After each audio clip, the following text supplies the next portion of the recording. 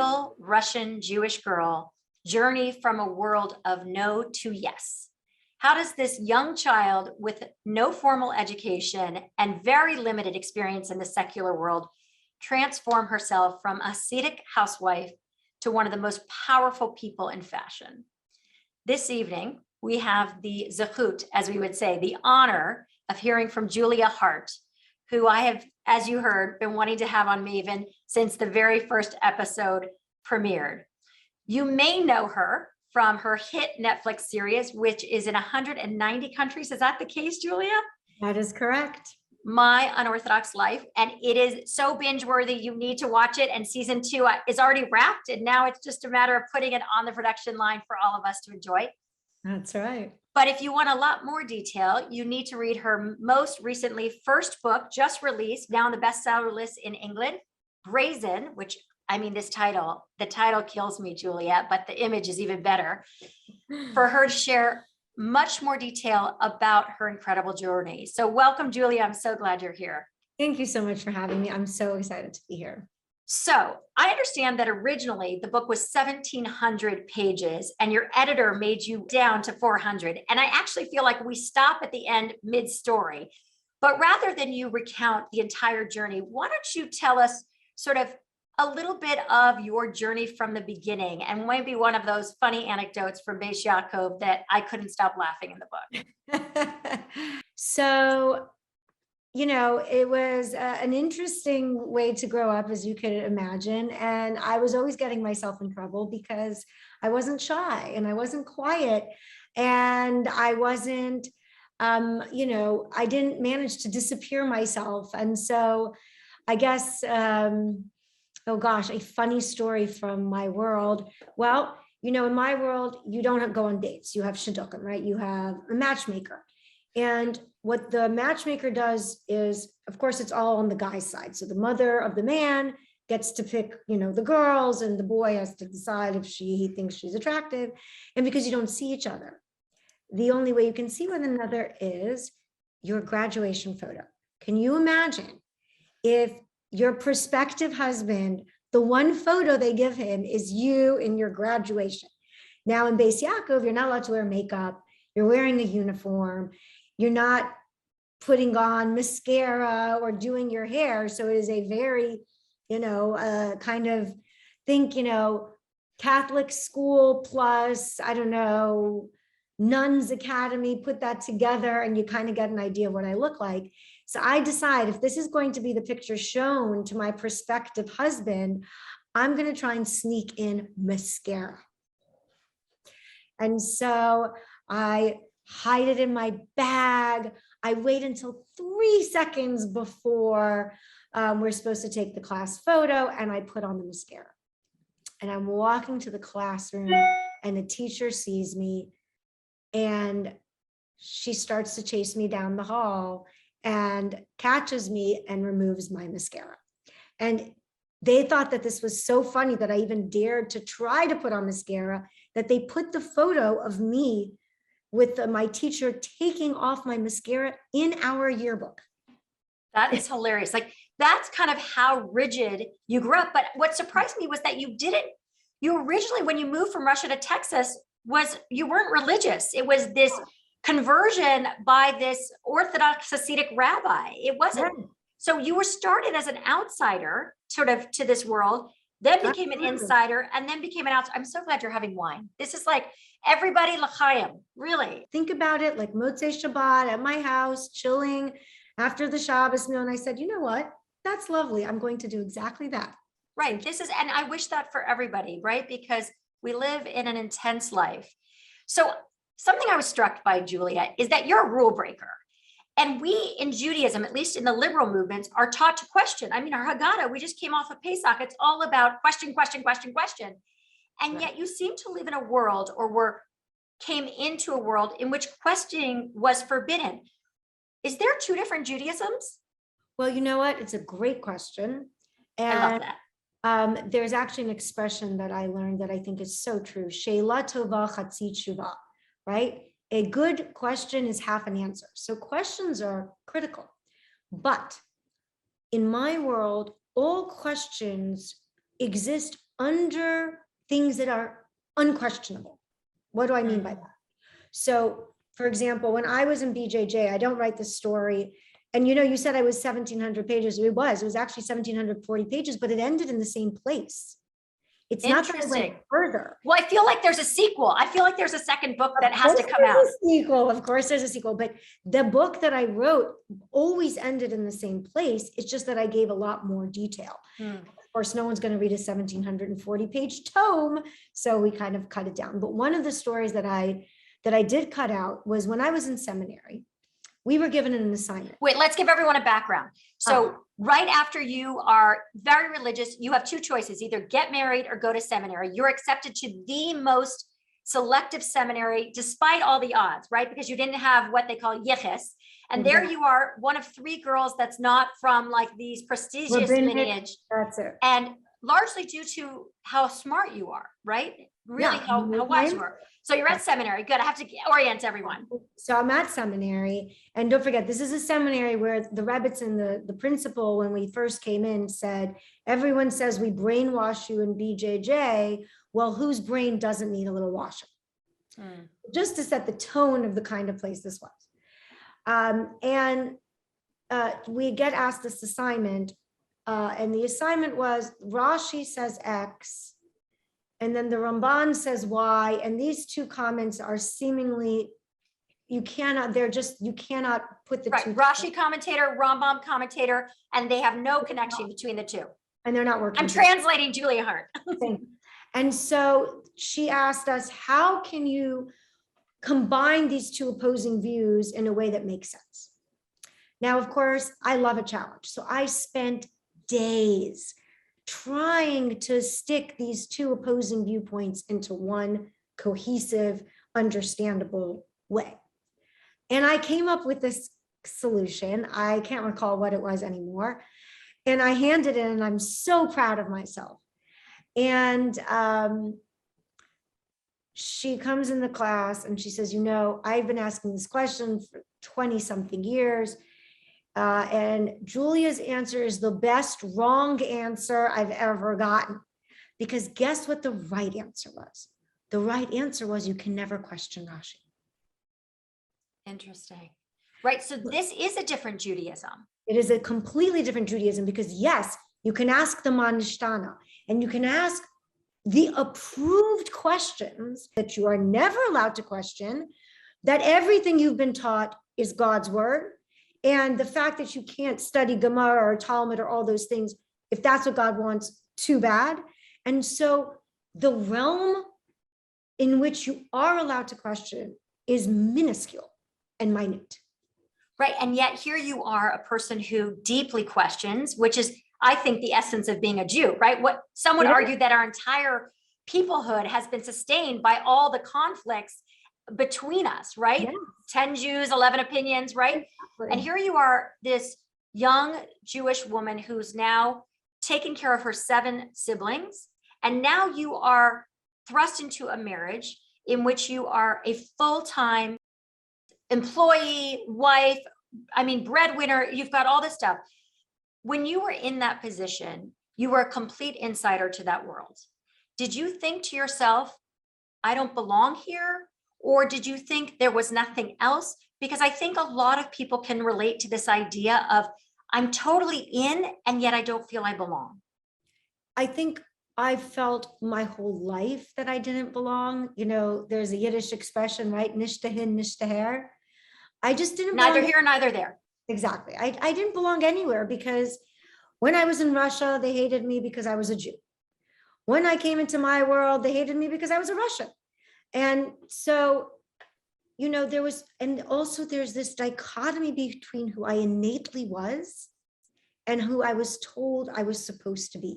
Mm-hmm. And so, of course, it didn't occur to me that something was wrong and flawed with a system that makes a person feel shame for just being. But at that point, because I accepted everything, people always say, well, why did you stay so long? And I said, I want to ask you a question. Imagine if you turn on a flame and you stick your hand over the flame. You're going to get hurt. If someone says to you, is it going to hurt if you put your hand over a flame? You don't have to test that theory. You know, that's how real God's punishment was to me. It was my hand on a flame. It didn't occur to me that any of this was wrong. So I just thought that I was somehow flawed, that I wasn't comfortable, that I wanted more, that I didn't understand why my intellect was inferior in any way to a man, that I couldn't make peace with being this mild, meek, subservient, quiet in the kitchen woman. And I couldn't. And so I wanted to. I thought it was what God wanted from me. I just couldn't do it. Well, it's something I love about the show because you share that a lot. And I think that's not exclusive to a Jewish woman in a Hasidic environment. I think some people are really trapped in worlds that they can't make peace with. And to extract yourself from that world is so incredibly difficult. And so I think your story, your Jewish journey is one of courage. And I really love that about your Jewish journey, is feeling the fear and doing it anyway. But the catalyst was your daughter, Miriam, who I understand is a senior at Stanford. Mazel tov. Every Jewish mother is like, ooh, Stanford. I know from the Hasidic world, it's like whatever, but from our world, it's pretty good. So tell us about what it was that Miriam inspired in you to take action. So, the difference between my thoughts, as I said, I've been convinced that I was innately flawed, that I even had those thoughts. I never even spoke them out loud. And then Miriam was born. And my little nudist rebel, who I could not keep clothes on for love or money. I mean, this girl, I would start her off dressed, and 30 minutes later, everything would be gone. And I would literally put clothes on her 20 times a day, and she would just take it off. And when she got a little bit older, and I'm not talking about 12, I'm talking about 7, 8 years old, she wanted to play soccer, and she wanted to play basketball, and she wanted to run. And she was told, no, you can't wear pants. A man might see your legs and get inappropriate thoughts. And my little 5-year-old daughter would look at them and say, but why is that my problem? And is he responsible for my sins, for my thoughts? And hearing it out of the mouth of a little child, I was like, yes, exactly. How is that her problem? And why should a 7-year-old or a 5-year-old, what kind of man is going to be turned on by a 5-year-old's elbows or knees? I'm sorry. But to hear those words, and for her, I mean, she was just so logical. She's like, but this doesn't make sense. And then Pesach, right? We just celebrated Pesach. She loves to sing. She taught herself, once we got a computer, when she was 13 or 14. You have to read the book to hear that story. She taught herself how to play the guitar, but we're sitting at the Pesach Seder at my parents' house, and she's not allowed to sing. She's 9 years old because my brothers are there. So here's this little girl crying at the Seder table because she's not allowed to participate. And so seeing her pain, and they managed to convince me that I was flawed. They could not convince me that my 5-year-old child was flawed. And so her questions gave me permission to question and to acknowledge that it wasn't me, that it was the system. And well, that was so true, because it's like Torah teaches us, like the hearts of the children turn the parents, right? And I also love the story about her being naked, because it's like she was going to be free regardless. Exactly. Right? She was going to be free. So you guys then, I don't want to give the whole thing, but you describe the world as one of servitude and misery. And you've been criticized for the way you've described the world. And yet your show, and I'm not Pollyanning this, has showcased family, Judaism, Jewish law, and observance in a way that has never been seen on TV, right? Like, I love it. It says bracha, and then it says blessing. Then it's like, we're in the sukkah, which we'll talk about that in a second. But so how do you respond to the critics? And how do you respond to the people that haven't been able to get Judaism even in the zeitgeist of the conversation? And yet here you are, bracha, sukkah. So I love that question. And actually, I'm going to give you 3 answers, because first of all, people ask me that question all the time, but they don't do what you just did. And that is realize that I spent a lot of time to ensure that it isn't about Judaism. I wanted to show the beauty of Judaism. I wanted to show the beauty of the culture and the customs. What I've always had difficulty with is certain archaic laws that need to go, that keep women down, that are not authentic Judaism. They have nothing to do with Judaism. And the proof of that is you find them in every extremist culture. And the same, I always talk about reading Lolita in Tehran by Azar Nafisi. She writes a story about, she taught English literature pre-Ayatollah Khomeini and post-Ayatollah Khomeini. And she describes a scene where she's running through the halls because she forgot to take off her nail polish. And she's been chased in the hall for wearing nail polish. I got chased in the hall for wearing mascara. It's all the same. Right. When you have a system where women their bodies are shameful and their purpose in life is either to help a man or to not cause a man to sin, you're going to have these things. So number one, my answer to the people who, were angry with me or upset with me is such. There are many laws in the Torah that have been changed. Perfect example is in the Gemara, in the same place where all these laws exist, is also a halacha, a law that says a rapist, if a man rapes a woman, he's supposed to marry her. Now, can you imagine if we kept that law now? I mean, it's impossible because it's outrageous. In a certain world, maybe that made sense because a woman raped alone with a child would probably be killed in 2 days. I don't know, but certainly today that law would not make sense. And so that law was changed. So all I'm asking for is there are other laws that are just as horrible, just as archaic, just as unnecessary. And it isn't a happiness contest. And think about the suffragettes. When the suffragettes came and asked for the right to vote, did they say, oh, because every woman in America or in Europe is unhappy? Was that their argument? No, it has nothing to do with happiness. Is it a just law or an unjust law? And not only were they attacked and vilified, they were jailed. So I figure, okay, I haven't gone to jail yet for what I'm saying. So I guess I'm ahead of the curve here. Of course, I'm going to get attacked. And think of the person who stopped the Equal Rights Amendment from being passed in this country. It wasn't a man. It wasn't a man's organization. It was Phyllis Schlafly. It was a woman saying that women should not get the, equal opportunities and the right to vote and all of that. So anytime someone demands change and archaic laws, especially in an extremist world, they're going to get attacked. But there's a world of, I have to tell you, there's a world of liberal Judaism, conservative, modern Orthodoxy that have been talking about this for years. So when you came out of this Hasidic world, were you like, oh my God, these people, you were actually talking about how do we adjust law to the society? Or were you like, oh, I didn't know that. Like, how did you adjust to what was out there with Jews? Because they were always irreligious and not, I know when you talk about in the book, they're treif, right? And I grew up with very religious and we were treif. A woman rabbi was treif. Of course. And you know that if an irreligious person touches a bottle of wine, the bottle of wine becomes unkosher. My son, I keep a kosher kitchen for my son, but I can't turn on the flame because if I turn on the flame, by definition, the food's unkosher because irreligious Jews are not trustworthy. But were you surprised when you discovered all these conservative, modern Orthodox Jews practicing in a way that was really wrestling, like Yaakov, with the tradition and society? Well, when I originally left, that was my plan, to become a modern Orthodox Jew. Mm-hmm. Like I knew that those other, sources of Judaism existed, and I thought they were. How did you know that, though? That's what I'm so fascinated by. Reform and conservative, I had access to in Austin, Texas when I was a child. Correct. I got it.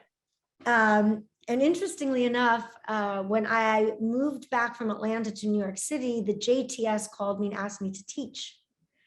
My alma mater. See that? So I did know about these places, and I thought what they were doing was extraordinary.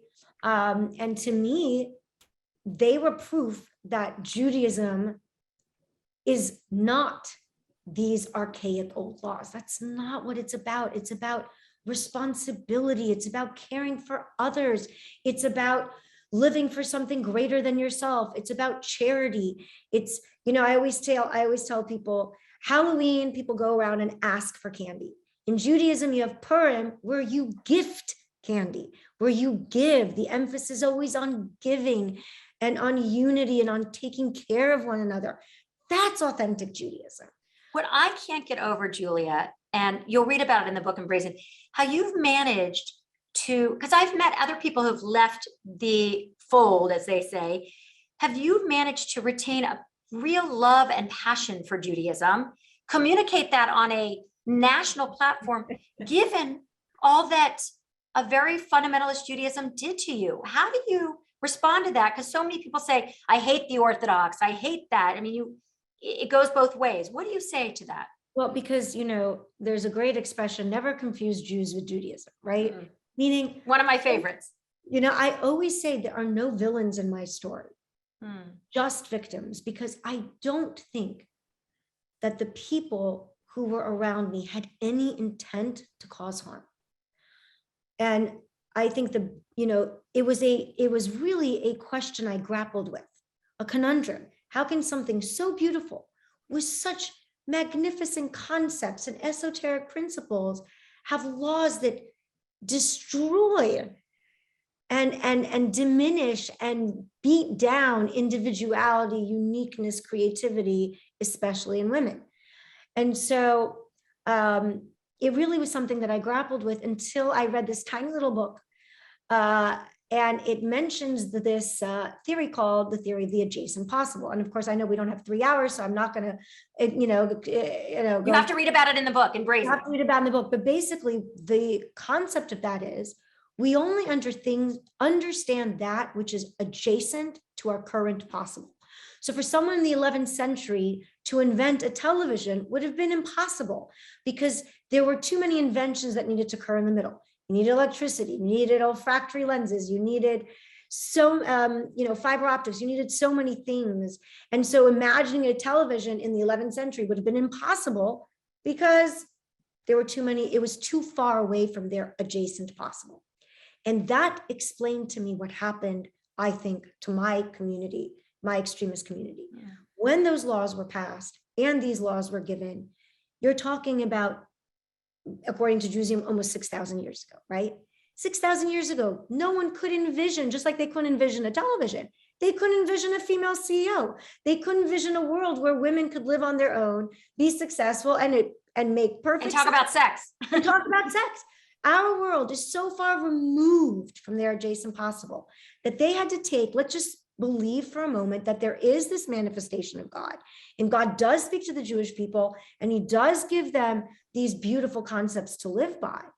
Then they had to extrapolate them in a moral code in a world that they lived in. And so that's why those laws don't work today, because the concepts themselves, they're timeless, they're eternal.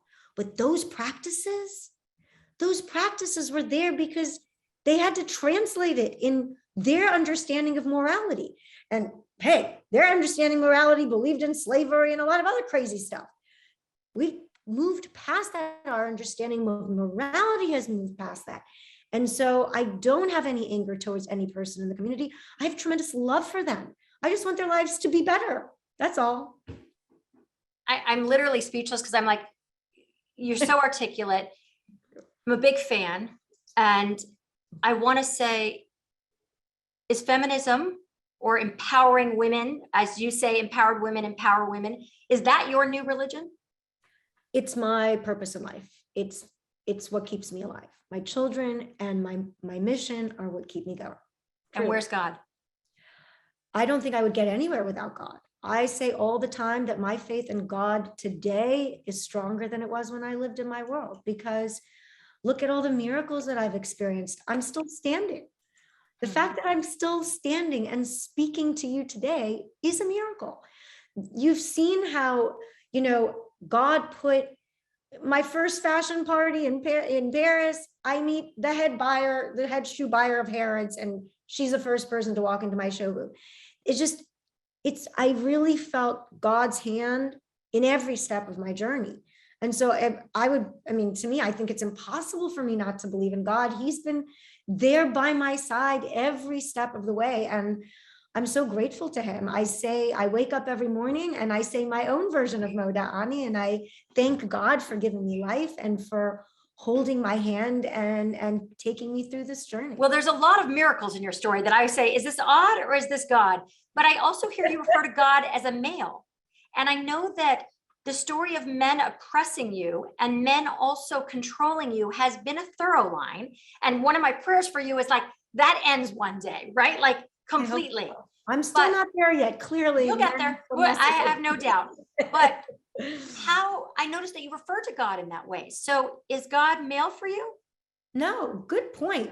God's going to look like you from now on. I like this idea. Well, I always joke that when they told me, I was a little bit of a rebel rouser too. When they told me that God was made in my image, and in the 4th grade, I was very short. The first thing I thought is, God is so short, so short. Why is God so short? How tall are you? Right? I'm small, 5'3" on a good day.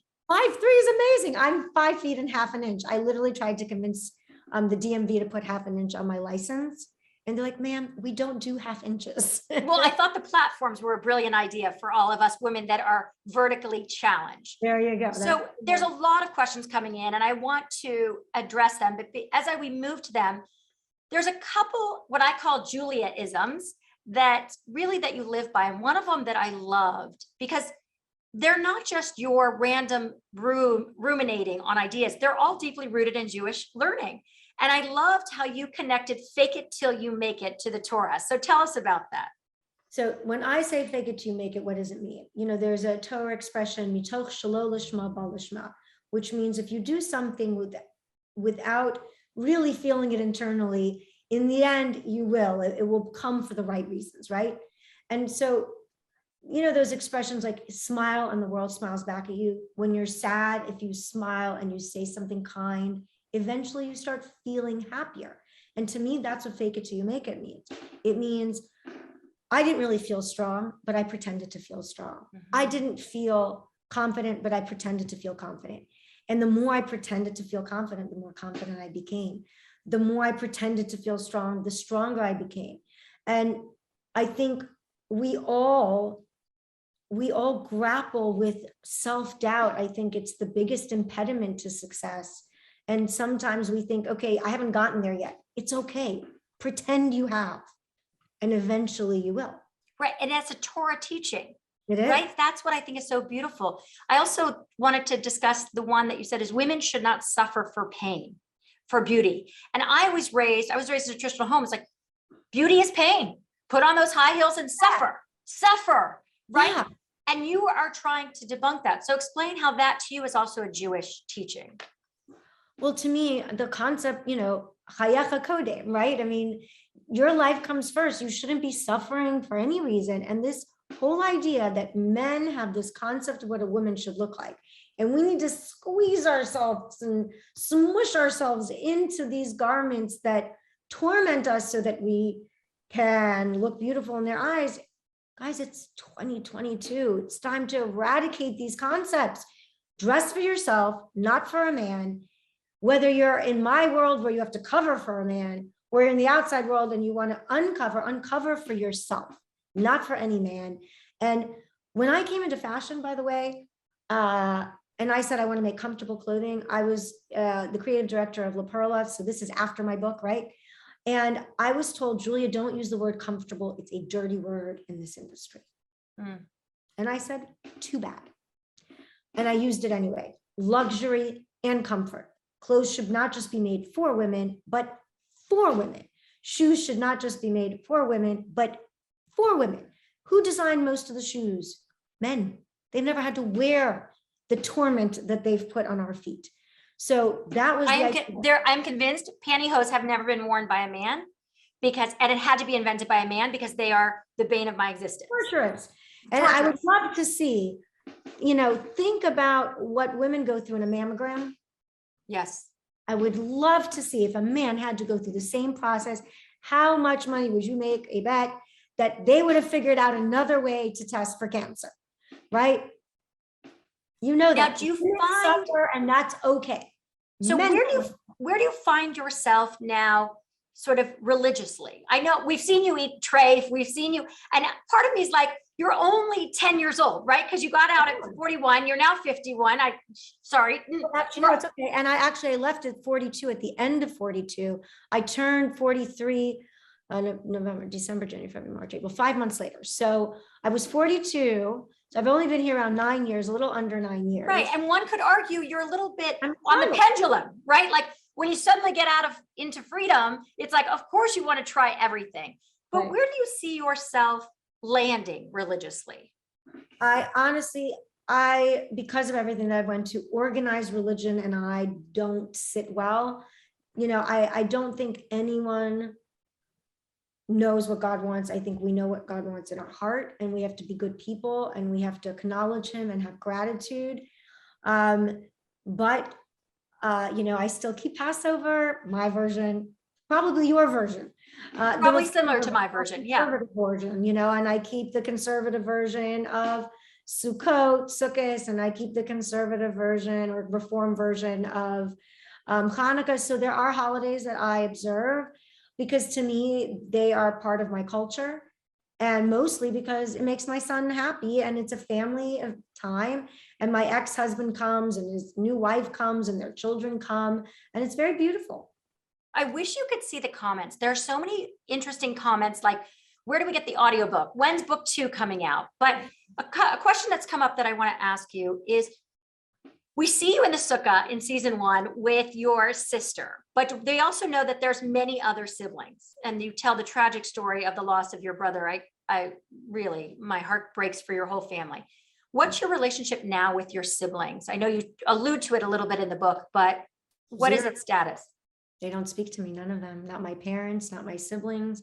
And sadly enough, not even Hannah. Not even the one that was in the sukkah? Nope, because when the show came out, she was given an ultimatum: choose your sister or your community. She was threatened that her children would get kicked out of school. She was threatened that she would be kicked out of synagogue, and she chose the community. And so she doesn't talk to me either anymore. So all my siblings now don't speak to me, and my parents don't speak to me. I'm so sorry to hear that. I pray for all of that to be renewed.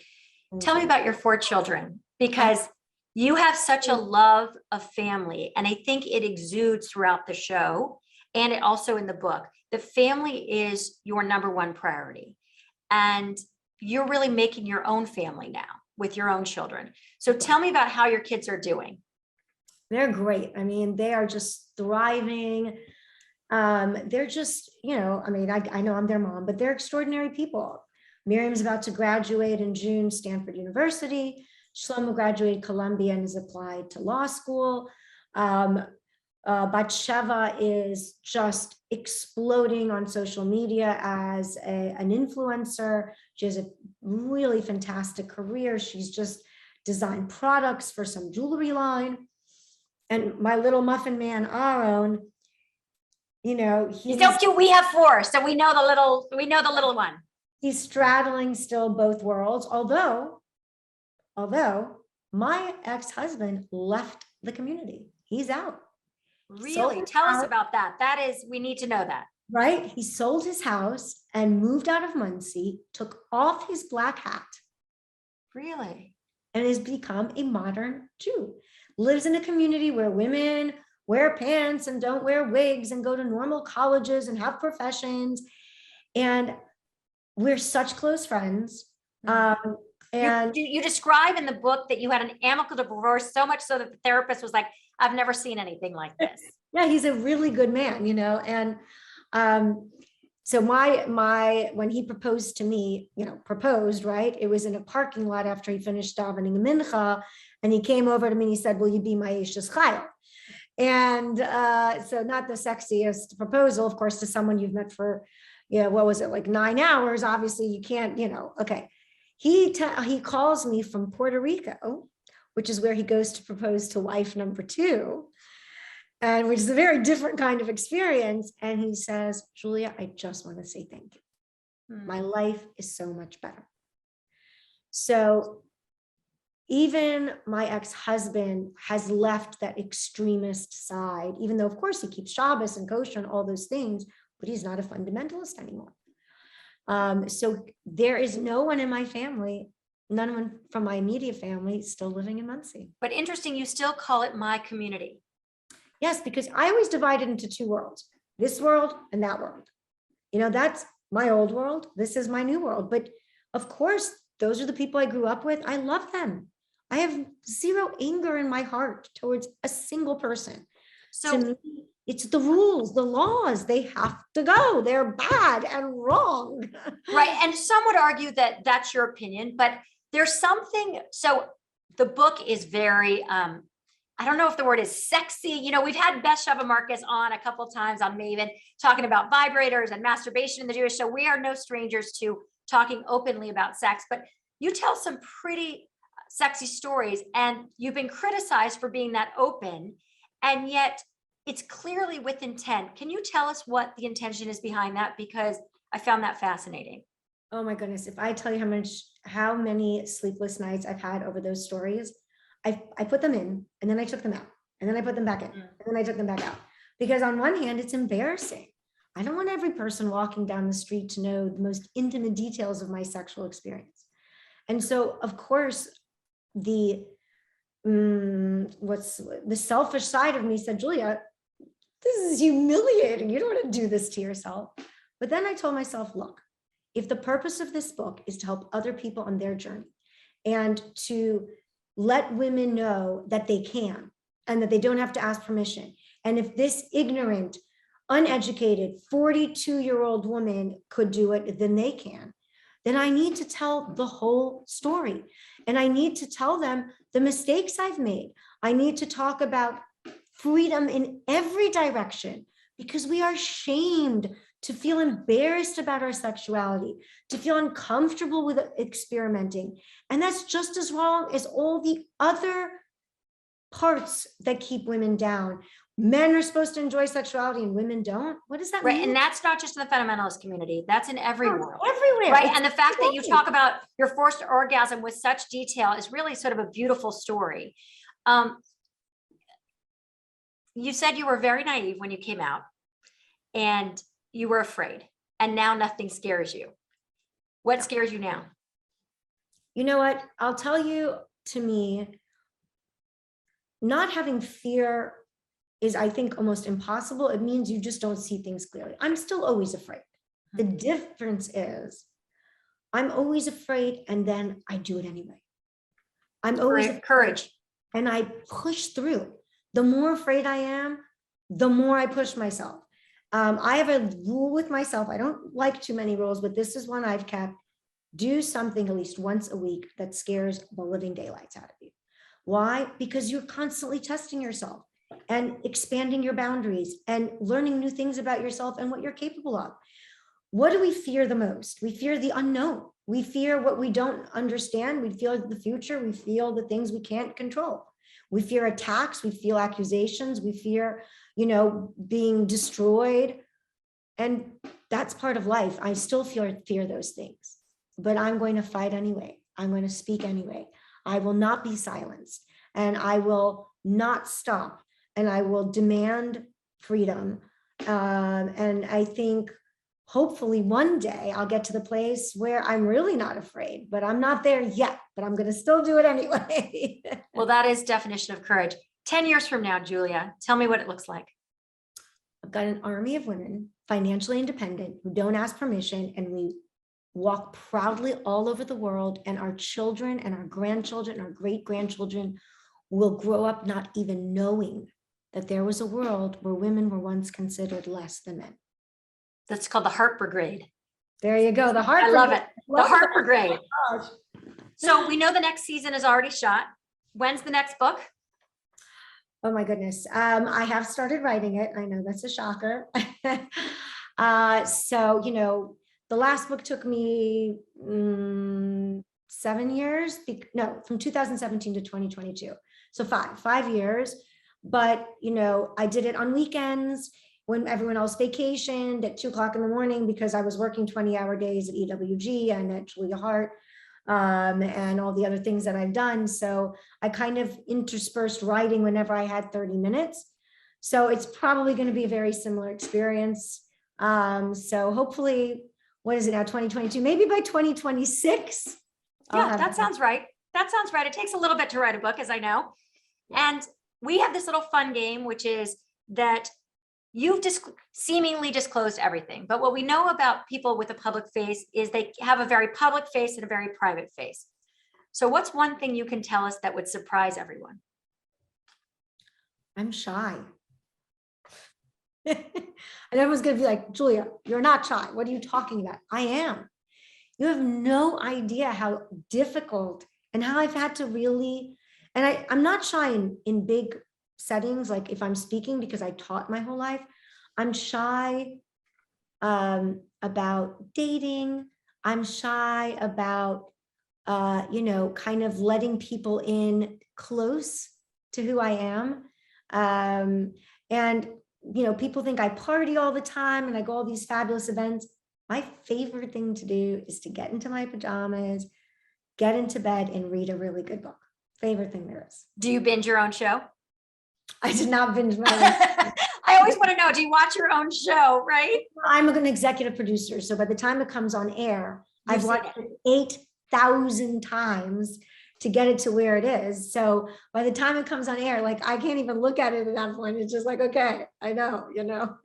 So Julia, what I want to say to you is that you are a rule breaker in the very true sense. And you may be shy, but you're incredibly courageous. And if I sound like I'm a fan for all those naysayers, I am a fan, because every woman to achieve has to be twice as good as the man next to her, truly. And you've shown us in a very short time the power of what women can do, not only in empowering other women, but being a voice for Judaism. And what we do here at AJU is we shine a light on people's journeys. And I am so excited about your journey and what's begun. I can't wait. We can't wait to see where it takes you. We look forward to having you back with season 2. We look forward to you seeing that you have all of God's divine grace within you, and that there is no one. If I had you as a rabbi, let me tell you, there's a lot of really good rabbis. We have to introduce you, because a lot of people say, we don't want to organize religion, but what they haven't understand is they haven't found teachers that enable them to teach while they learn. Exactly. Right. And if I had known you, someone like you, I would definitely have a very different opinion. No doubt. Well, thank you. I'm so privileged to know you.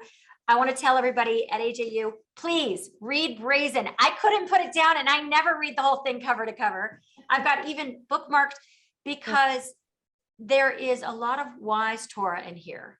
And your journey may be very different than Julia's journey. It may sound different. It may look different, but each one of us are on a journey, and we want to help you along the way. Thank you so much for joining us. Please come back to Maven. Bye-bye.